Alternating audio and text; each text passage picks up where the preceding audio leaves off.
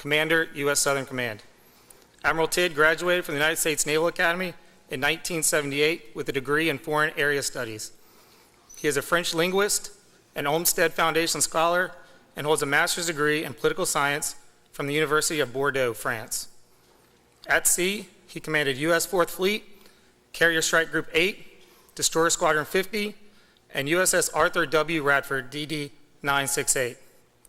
As Commander, U.S. Southern Command, he is responsible for all Department of Defense security cooperation in the 45 nations and territories of Central and South America and the Caribbean Sea. Ladies and gentlemen, Admiral Kurt Tidd. Seats, please. All right.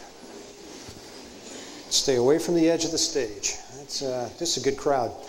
Well, it's a great pleasure to be here. Thanks very much for the opportunity to be with you and standing between you and your tea time this afternoon. So I will be happy to spend a little bit of time talking in the question and answer session about USSOUTHCOM, answer any questions that you have, and I'll try and safeguard at least half the time that we have to answer your questions, because I suspect that's what most of you are interested in. So what I wanted to do actually was to be able to talk to you, because you're here now. You're at that kind of that breakpoint school. By coming here to Command and Staff College, this means you've basically decided to take the big step, and you have now gone from being, well, whatever it was you were before, to being you are now one of them. And so congratulations. That means you will, from this point forward, be in a position where you will have significant influence on the lives, not just of the people in your immediate charge, as was the case in your leadership role as perhaps a more junior officer, but you'll be in a position now where the actions that you take as a staff officer, the actions that you take as a mid-grade officer and beyond, you're going to affect the lives of commands. You'll expect and be impacting the lives of the people around you. So don't ever let anybody tell you that just because you serve on a staff, you are not a leader.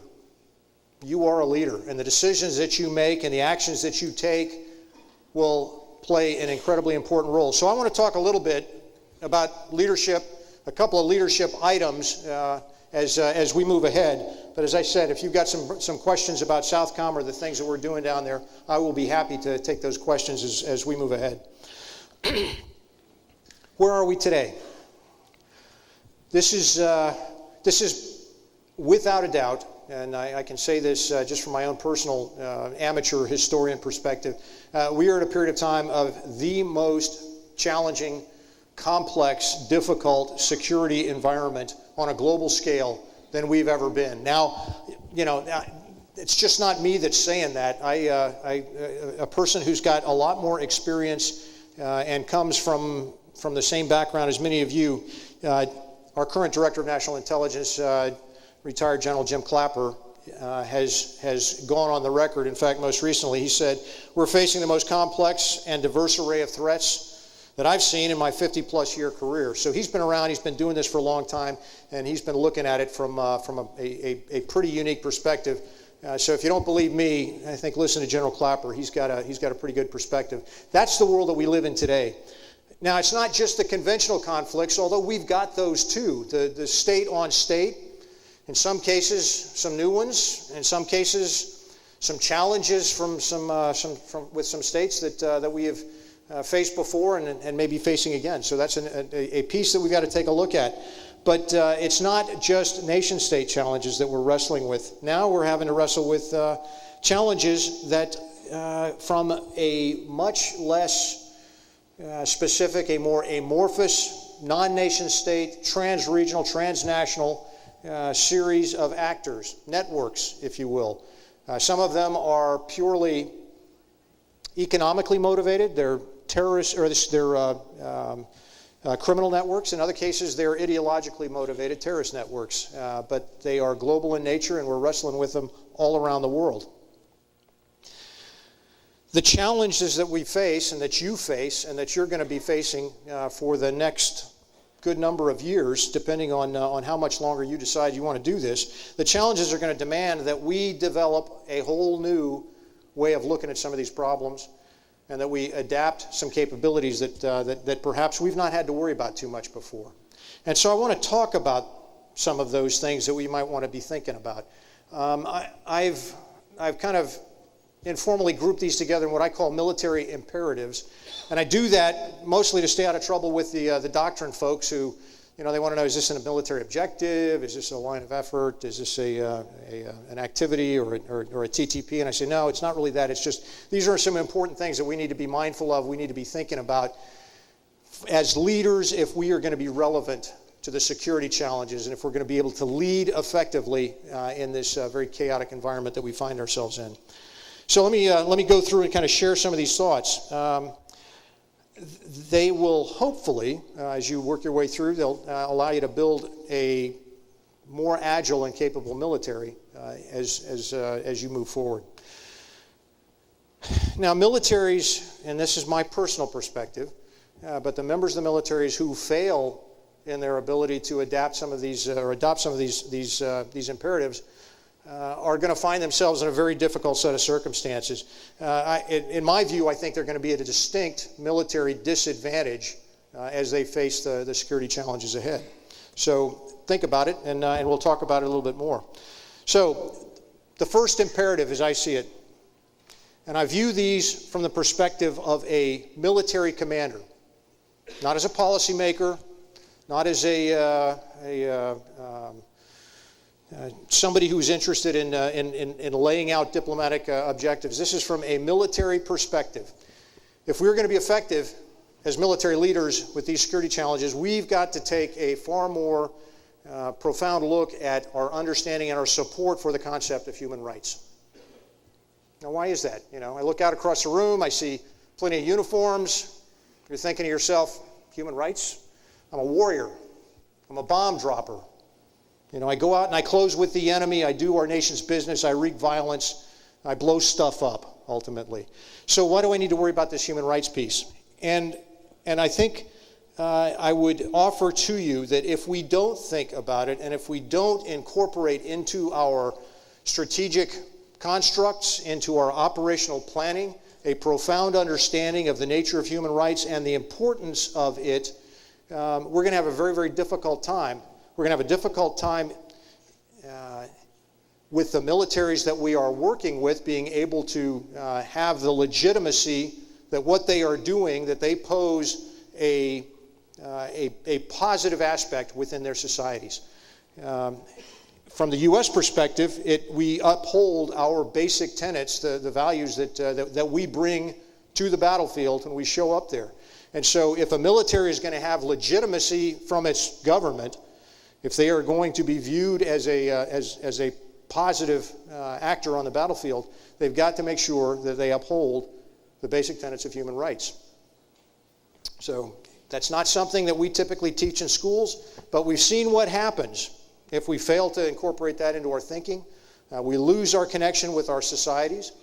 We lose our opportunity to positively influence events on a broader scale, and we're not going to be able to achieve the missions that we have been assigned. So again, from a purely military perspective, we got to pay attention to this stuff. If we get it wrong, we find ourselves not being able to accomplish the mission. As you think about the role of human rights, it comes into play specifically in the role that we play supporting peacekeeping operations. Now again, for those of you in the U.S. military, you're thinking to yourself, peacekeeping operations, we don't do that. Maybe we don't, but a lot of the partners that we work with day in, day out are actively engaged in peacekeeping operations, and their ability to support peacekeeping operations effectively, they've got to pay attention to human rights. If they don't, we've seen what's happened in some of those peacekeeping operations when some militaries basically lost track of what it is they're supposed to be doing and how they are supposed to be conducting themselves, and they lose their ability to maintain the respect of the population that they're working with and their ability to execute the mission. So Chairman General Dunford has already spoken. We, the U.S. military, need to think in a much more sophisticated and nuanced way about peacekeeping operations and be able to execute them more effectively, because we're going to find ourselves more often than not supporting those kinds of activities. And our partners will continue to be engaged in them on a significant basis all around the world. Now, the other two imperatives that I talk about really get more into a discussion of, as we look at building our militaries, it focuses on how are we going to ensure that as we build a military team that is able to be ultimately successful on the battlefield, but also successful in executing whatever missions we might be assigned.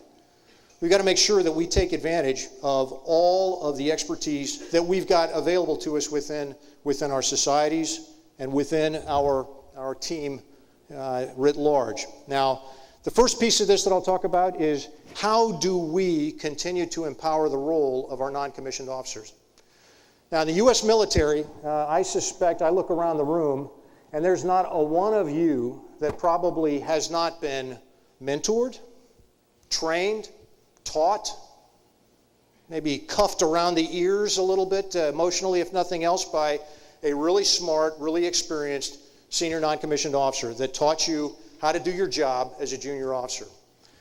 So how do we continue to leverage the expertise that they bring? How do we continue to ensure that they have the same degree of development, formation, training that they will need in order to effectively lead and mentor the young men and women that are coming into our military in the future, that are going to be able to deal with the complexity that we are struggling with right now.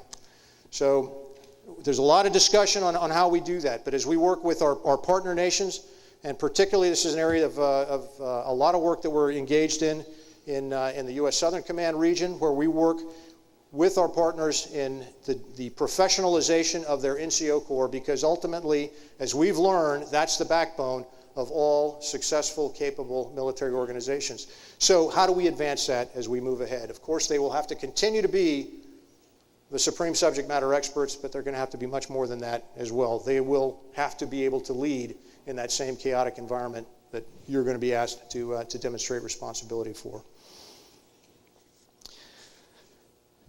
The second part of this human capital investment and ensuring that we are taking advantage of the very best possible capabilities that we've got is one, and I'm going to stand up here and I'm going to tell you it's the elephant in the room, and it's one that we've been wrestling with for a while, and so that's why I wanted to come out here and talk to you about it, and I'll answer any questions. We can go into a bit more discussion.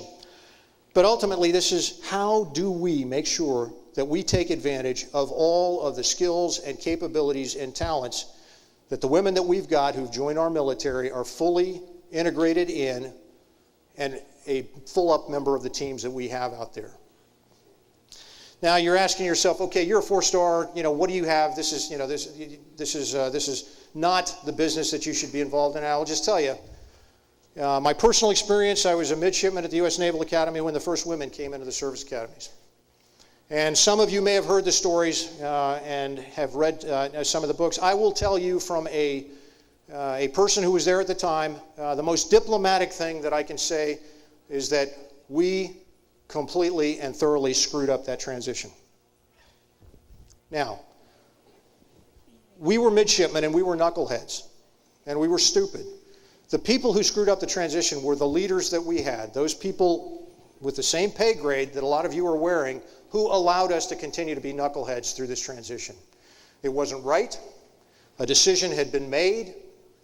And so as leaders, our responsibility is whatever we might have thought before the decision was made, if we're going to be part of this organization, it was salute smartly and carry out the plan of the day. I mean, that's what we are expected to do in our line of work. Our leaders failed in that responsibility. We could have done that so much better. And in fact, I think some of the problems that we're dealing with today are problems that are an overhang from the way it was initially implemented. And that was, I won't do public math, but that was 40 some odd years ago. So that's a piece that we need to own up to and that we need to move beyond, because as we look ahead, as we look at the difficult security challenges that we face, we are going to have to find a way to make sure that we take advantage of all of the capabilities and talent that we've got available to us. Now, We spent the better part of the last year and a half or so at taking a look at how were we going to effectively open all career fields to women in our military. And we focused our effort and attention on trying to define how many push-ups do you need to do? What's your run score need to be? What's your PFT score need to be? As though that would accurately define the skills and the attributes that an increasingly complex and chaotic security environment would require. So I would suggest those are important things. They're important measurements because it talks to the ability of our endurance and our fitness and our ability to execute some of the missions. But that's the most basic things. We need to be looking beyond that, and we need to have a much more sophisticated and nuanced discussion of and understanding what are the other traits that we need to be able to take a look at, that we need to be able to measure to make sure. And I'm not talking about for one specific gender. I'm talking about we as a whole cohesive team. What are the skills and traits that we need to be able to measure, whether it's intellectually, whether it's in terms of our ability to work together collaboratively, or whether it's our character and understanding what do we need to be able to do and what's the right measurements that we take. We haven't done a very good job of that, but I suspect we have within our collective organization the ability to take a hard look at that and understand better and to be able to measure that more effectively so that when we build our teams, we'll be able to build the most effective teams that we possibly can. Because ultimately, if we're going to have any hope of being able to fight and win in this chaotic environment that we're going to be facing, we've got to be able to put the best possible team on the field. It's not a matter of leveling the playing field. It's not about changing the standards or lowering the standards or in any way, shape, or form getting into that one. It's understanding how do I put the best possible team on the field. And at the risk of applying a sports analogy, I think I would submit that as we take a look at this problem, we need to make sure that we don't build a football team that has nothing but linebackers on it. We've got to have all of the specific skill sets represented across our very capable population in order to be able to draw from them. Because if you think about it, anybody who tells you today that they can define exactly what the security environment will require of us as a military force 5 years, 10 years, 20 years down the road, they're kidding themselves, and they're certainly spinning you a line. They're not going to be able to predict that. So it behooves all of us as leaders, how do I make sure that the organization that I've got, the team that I am building, is able to access the full spectrum of capabilities that we've got available to us. So to take some of the analogies that have been put out there, that's not to say that we won't still need those meat eater skills that have proven necessary for us to succeed in combat. We prize those skills, we understand them, but we're also going to need, and again, if you'll indulge me, I would argue we need a bit more of a balanced diet on this one. Those who excel at creative and critical thinking, we got to figure out a way to include them on our team. Those who excel at collaboration, we got to find the right way to ensure they're part of our team. Those who are able to communicate effectively have got to be part of our team. Now, you notice I've not singled out any specific gender when I talk about that. I'm just saying we got to be able to measure those things and include them on the team, include all of them on the team. Those skills, they're not soft skills. They're not leaf eater skills at all. They have everything to do, though, with building the most capable team that we can so that we can cope with this chaos and complexity that I'm talking about. Now, the force of the future is going to have to be comprised of men and women who can solve these complex problems and can solve them together.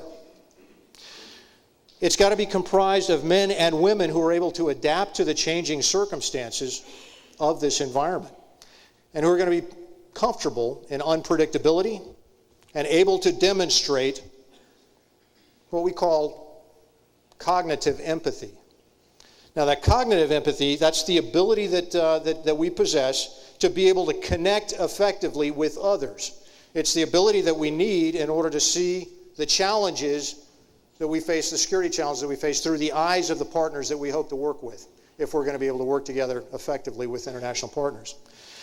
So in a world of constant change, we're going to need to open our minds to just exactly what does this mean? What does this diversity really consist of? It's not about numbers.